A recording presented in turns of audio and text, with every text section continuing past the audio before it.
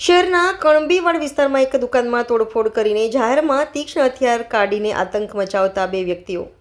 પ્રાપ્ત થતી માહિતી મુજબ ભાવનગર શહેરના કણબીવાડ વિસ્તારમાં આવેલા સરદાર ચોક ખાતે બાપા સીતારામ નામની દુકાન ચલાવતા બબુબેન જગદીશભાઈ રાઠોડની દુકાને તે જ વિસ્તારમાં રહેતા રોહન તથા રચિત નામના વ્યક્તિ અવારનવાર આવીને આતંક મચાવતા હોય ત્યારે ગઈકાલે તેમને રાત્રિના સમયે દુકાન આવીને અંદર તોડફોડ કરી હતી અને જાહેરમાં અભદ્ર શબ્દ બોલીને તીક્ષ્ણ હથિયાર સાથે રાખીને આતંક મચાવ્યો હતો. જ્યારે સ્થાનિક વ્યક્તિ આક્ષેપ કરી રહ્યા હતા કે આ લોકો દ્વારા અવારનવાર આવી રીતના આતંક મચાવવામાં આવી રહ્યો છે. જ્યારે બનાવની જાણ ગંગાજળિયા પોલીસને કરતા પોલીસ ઘટના સ્થળે આવી હતી અને વધુ તપાસ હાથ ધરી હતી. રિપોર્ટર આશીષ પરમાર, ભાવનગર.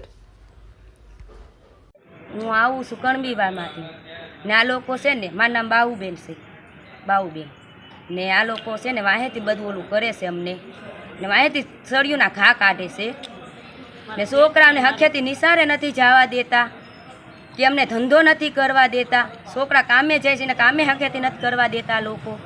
હવે આ લોકોનું કરવું હું? આ 5-5 દાન ફરિયાદ લગાવે ઓલી કરી છે તો આ લોકો ધ્યાન નથી દેતા પોલીસ સ્ટેશનમાં. હવે આનું કરવું હું? અમારે એને અમને ઓલું કરી દો. અમે બાયુમાં બે તો આદમી અમારે ઘરે હોય જ નહીં આખો દી, બરોબર.